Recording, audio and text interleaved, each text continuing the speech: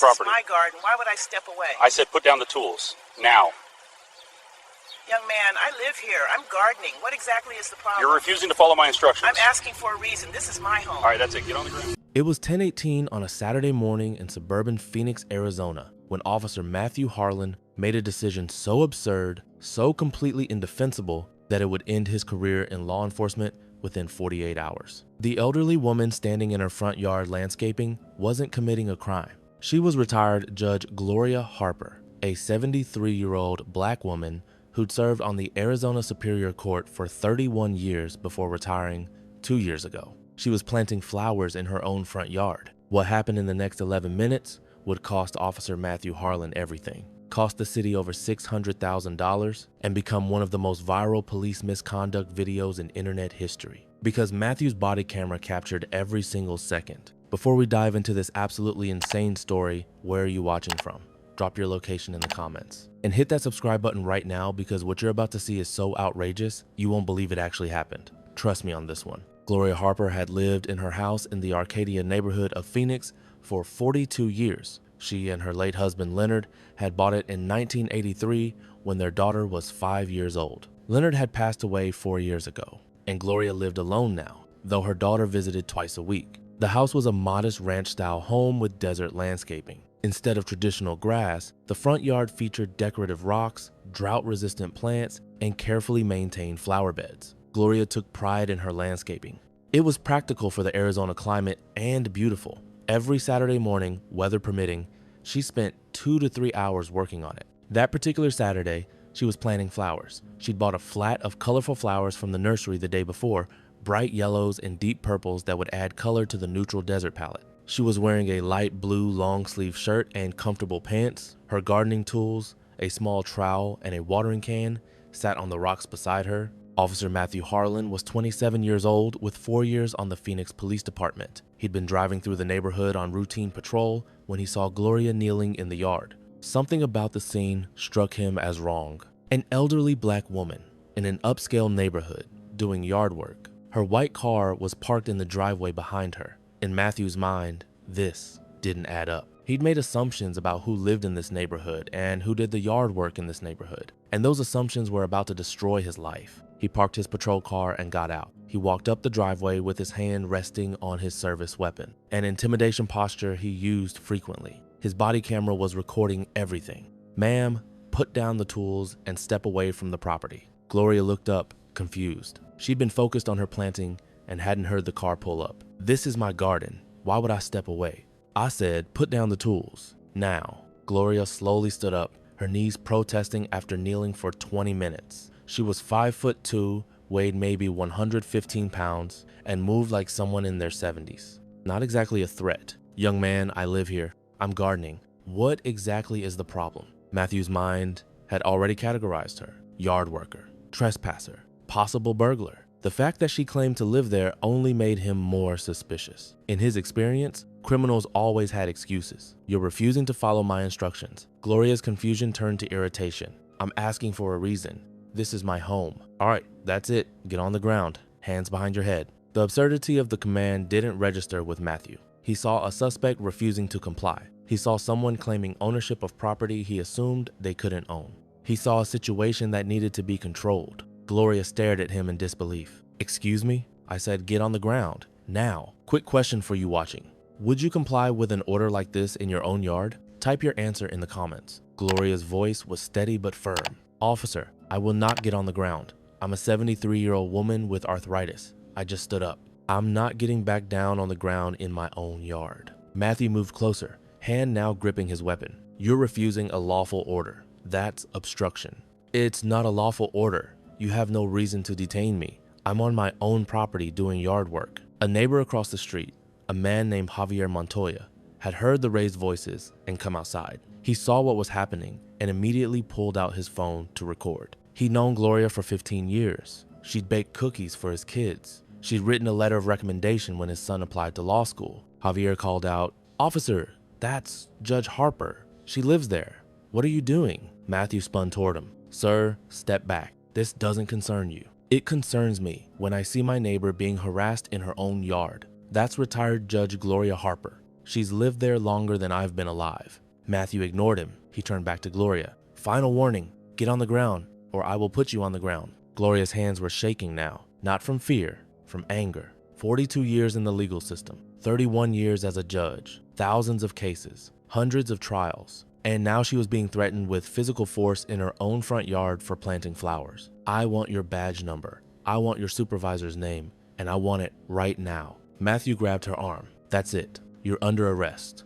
Gloria tried to pull her arm away, an instinctive reaction to being grabbed. Don't you touch me. Matthew twisted her arm behind her back. Gloria cried out in pain. He forced her down toward the ground. Javier was still recording, still yelling. Stop, she's 73 years old. What are you doing? Another neighbor, a woman named Angela Whitfield, ran out of her house. Matthew, stop. That's Judge Harper. She sentenced my ex-husband in our divorce. She's a judge. Matthew had Gloria on her knees now in the rocks, trying to get her all the way to the ground. She was resisting, not because she was being combative, but because her body physically couldn't do what he was demanding. Her arthritis, her age, the sheer absurdity of being forced to lie face down in her own yard among the decorative rocks. I can't get down like that, Gloria said, her voice strained. My knees don't work that way anymore. Then you shouldn't have resisted. He pushed harder. Gloria went down onto her stomach on the rocks, crying out again as her shoulder hit the hard surface. Matthew put his knee on her back and pulled out his handcuffs. Javier was losing his mind. You're putting a 73-year-old woman on the ground in her own yard.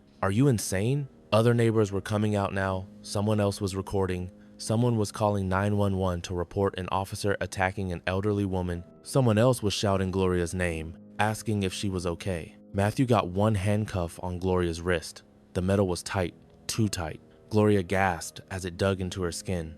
Officer, she said, her voice strained from being pressed against the rocks. I'm a retired Superior Court judge. My identification is in my house. If you let me up, I can show you. Matthew paused, just for a second. A retired judge? The neighbor had said something about a judge. Multiple neighbors were saying it. He looked at the house. Well-maintained, expensive neighborhood. The white car in the driveway was a newer model. The landscaping was professional quality. This wasn't the home of someone doing yard work for money. He looked at Gloria on the ground beneath him, 73 years old, in a blue shirt with colorful flowers scattered around her in her own front yard.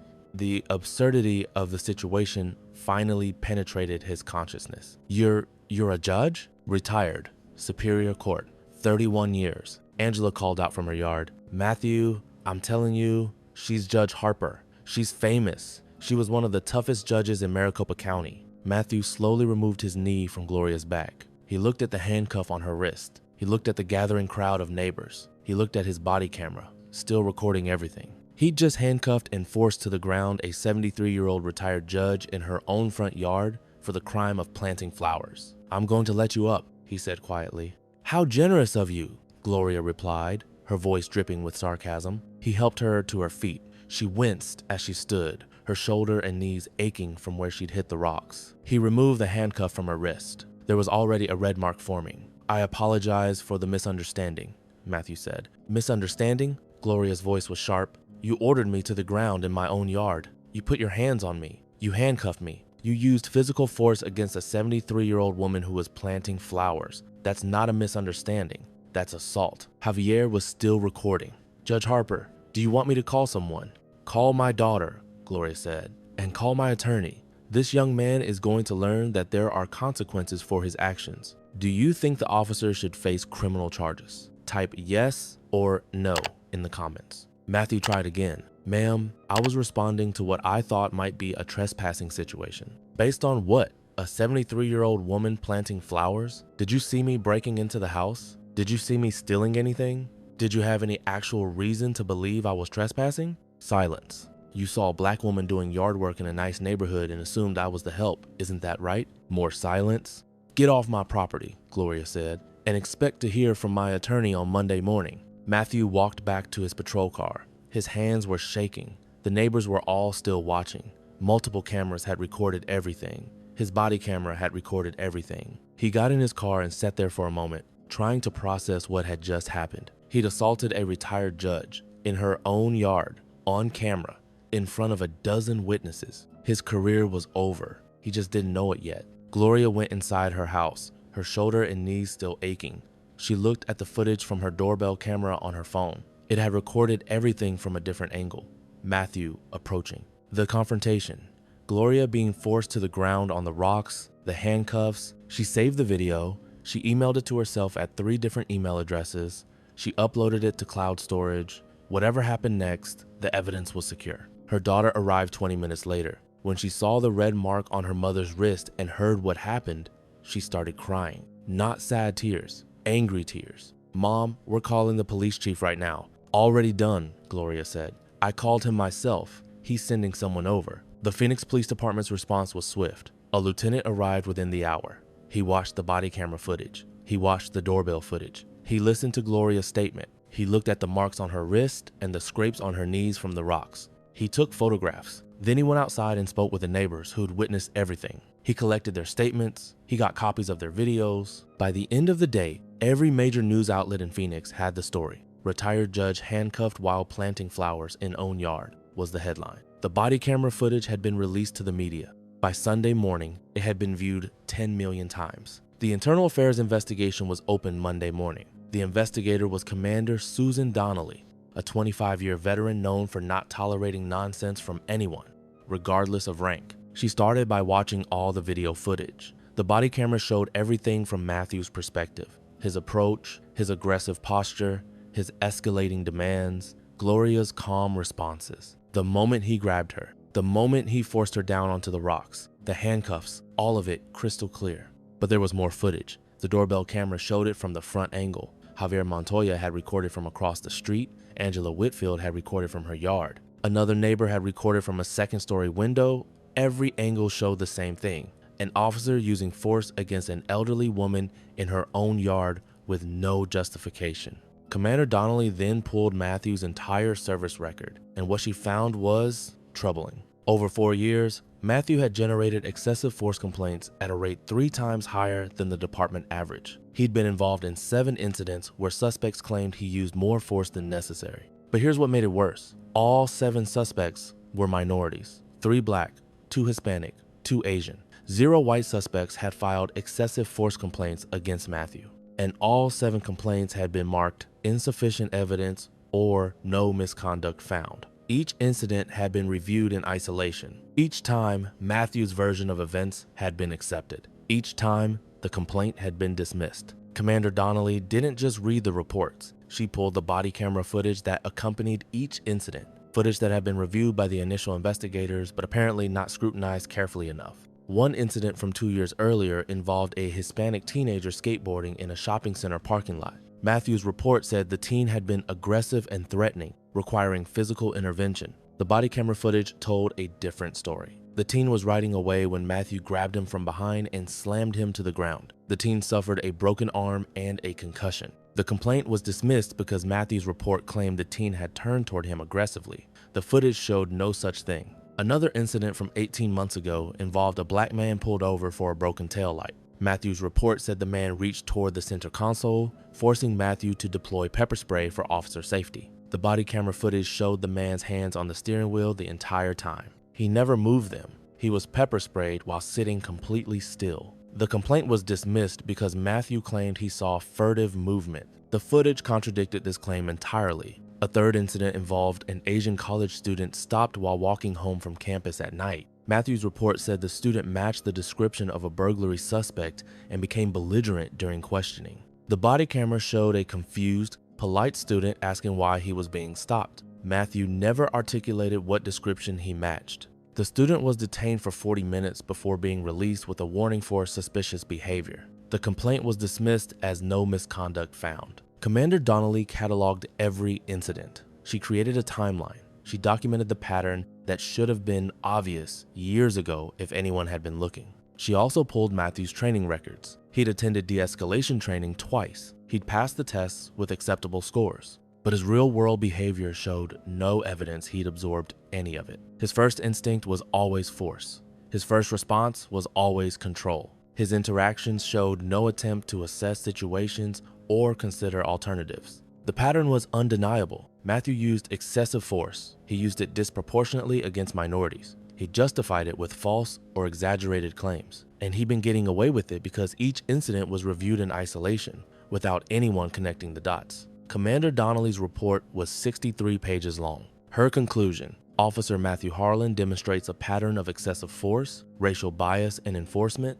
and a fundamental failure to understand appropriate use of force. His assault on retired Judge Harper represents not an aberration but the predictable result of years of unchecked misconduct. Her recommendation: immediate termination and referral to the county attorney for possible criminal charges. Matthew was fired within 48 hours of the incident, the fastest termination in Phoenix Police Department history. But the consequences didn't stop there. The county attorney reviewed the case and decided to file charges. Criminal charges. Matthew was charged with assault, unlawful restraint, and violation of civil rights under Arizona law. He was arrested, booked, and released on bond. Gloria filed a federal civil rights lawsuit. She didn't need the money. Her judicial pension was generous, her house was paid off, she was financially secure, but she wanted accountability. She wanted a public record. She wanted to make sure this couldn't happen to someone else. The lawsuit alleged assault, battery, false arrest, violation of constitutional rights, and intentional infliction of emotional distress. It named Matthew Harlan personally and the city of Phoenix. The city's attorneys looked at the evidence: body camera footage showing everything from Matthew's perspective, doorbell camera footage from another angle, a dozen neighbor witnesses, cell phone videos from multiple angles, a victim who was a retired judge with impeccable credibility, an officer with a pattern of excessive force. They settled in 6 weeks, $620,000, plus mandatory comprehensive reforms that went far beyond the typical settlement language. The reforms included complete revision of use of force policies with input from civil rights organizations, mandatory de-escalation training for all officers with quarterly refresher courses, quarterly reviews of all force incidents to identify patterns by individual officer, creation of an independent civilian oversight board with subpoena power and full access to body camera footage, an automatic referral to the county attorney for any officer with 3 or more excessive force complaints within a 2-year period. The settlement also required something unprecedented in Arizona law enforcement. The Phoenix Police Department had to publicly release detailed data on all excessive force complaints from the previous 5 years. Not just summary statistics, full data, officer names, complaint details, investigation outcomes, race of subjects, everything, broken down by officer and by race of the subject. No more hiding patterns behind insufficient evidence determinations. No more dismissing complaints in isolation without examining whether they were part of a larger pattern. Complete transparency. The settlement required the city to hire an independent monitor to review the implementation of all reforms. The monitor would have full access to department records and would report publicly every 6 months on compliance. If compliance was inadequate, the court could impose additional penalties. And here's the kicker. The settlement required that all of this remain in effect for 10 years, not 2 years, not 5 years, 10 full years of oversight, transparency, and accountability. The city initially resisted the 10-year provision. Their attorneys argued it was excessive. Gloria's response was simple. Officer Harlan got away with excessive force for 4 years because no one was watching. 4 years of hurting people, 4 years of violations. 10 years of oversight seems more than fair. The city accepted the terms. If you think this settlement was justified, type justice in the comments.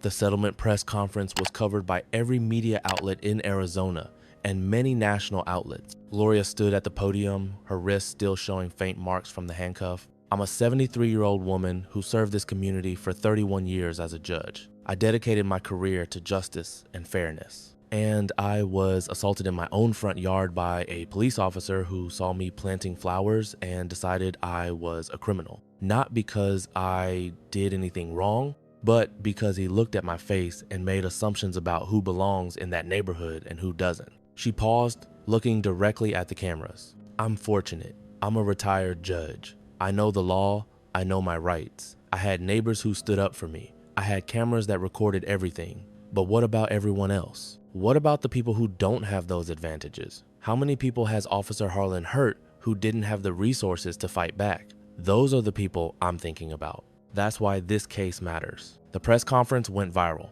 The video of Gloria's statement was viewed 20 million times in the first week, 40 million times within the first month. People were outraged. An elderly woman planting flowers in her own yard, forced to the ground on rocks, handcuffed by a police officer who decided she looked suspicious. The comment sections exploded. People shared their own stories of being assumed not to belong in their own neighborhoods, their own homes, their own lives. Black Americans shared stories of being questioned about what they were doing in their own yards, their own driveways, their own communities, often with the assumption they were service workers or didn't belong. Asian Americans shared stories of being assumed to be workers or delivery people, even when they owned the businesses or homes. Hispanic Americans shared stories of being asked for identification while walking their own streets, entering their own homes, living their own lives. The hashtag #GardeningWhileBlack trended worldwide for 3 days. People posted photos of themselves gardening with captions like, "Officer,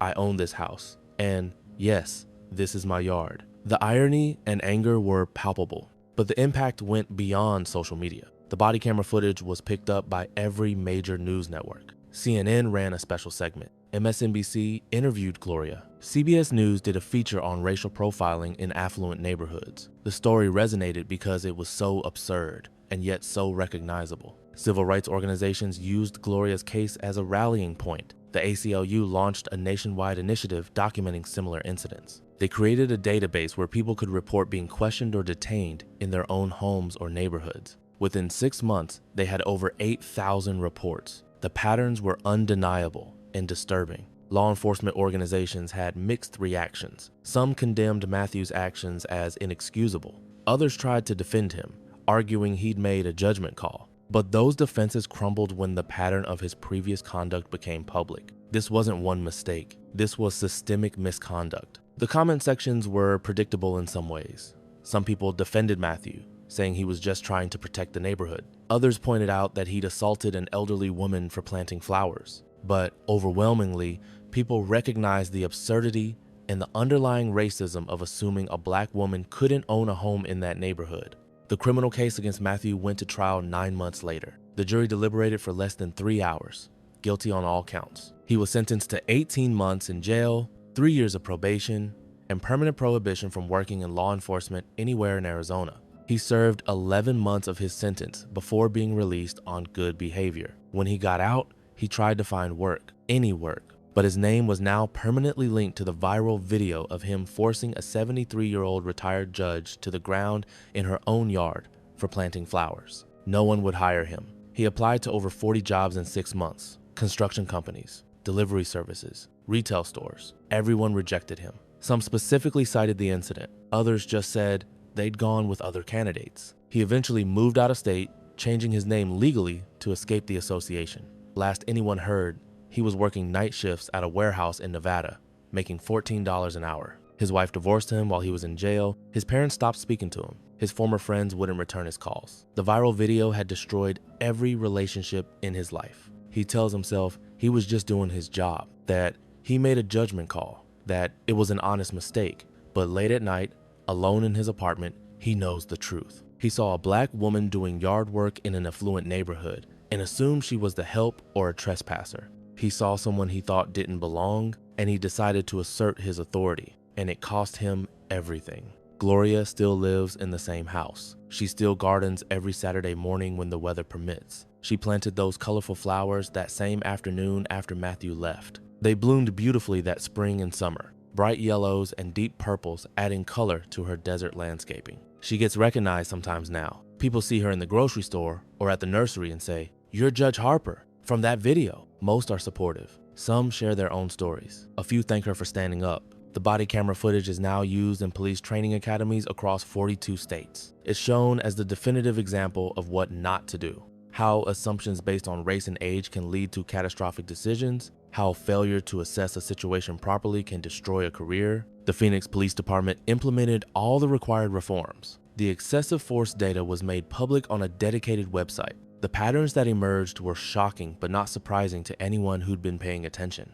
The data showed that over the previous 5 years, minority residents were subjected to force at rates nearly 4 times higher than white residents in similar circumstances. When controlled for the severity of the alleged offense, the disparities were even more stark. For minor offenses like traffic violations or misdemeanors, minorities were 8 times more likely to experience force. The data also revealed problem officers. 15 officers accounted for 43% of all excessive force complaints. These 15 officers had been flagged internally multiple times, But no comprehensive action had been taken because, like Matthew, each incident had been reviewed in isolation. Once the patterns were visible, once there was accountability, things began to change. The 15 officers with the highest complaint rates were all placed under intensive review. 3 were terminated within the first 6 months, 4 were demoted, 5 were moved to desk assignments pending additional investigation, 3 received final warnings and mandatory retraining. But beyond individual accountability, the culture started to shift.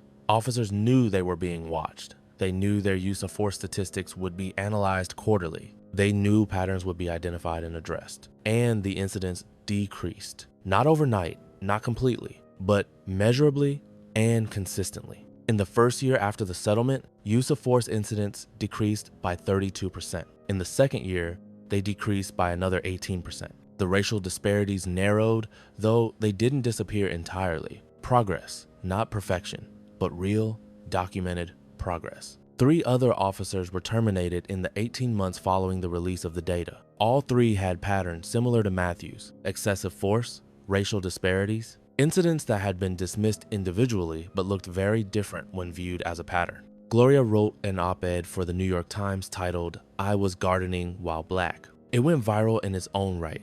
She wrote about the assumptions people make about who belongs where, about how she'd spent her entire judicial career trying to ensure equal treatment under the law, only to be assaulted in her own yard by someone who saw her race and made assumptions. She became an advocate for police reform. She testified before the Arizona legislature in support of use of force legislation. She spoke at community forums about bias and accountability. She never wanted to be an activist, but the incident changed her perspective on what needed to change. The flowers from that Saturday morning bloomed all season. Gloria maintained them carefully, watering them in the early mornings before the Arizona heat became intense. Every time she worked in her yard, she thought about that day, about the absurdity, about the injustice, and about the changes that followed. One Saturday morning, 11 minutes, a police officer who saw a 73-year-old black woman planting flowers and decided she was a criminal, and a retired judge who refused to let injustice go unanswered. If this story made you think about the assumptions we make every day,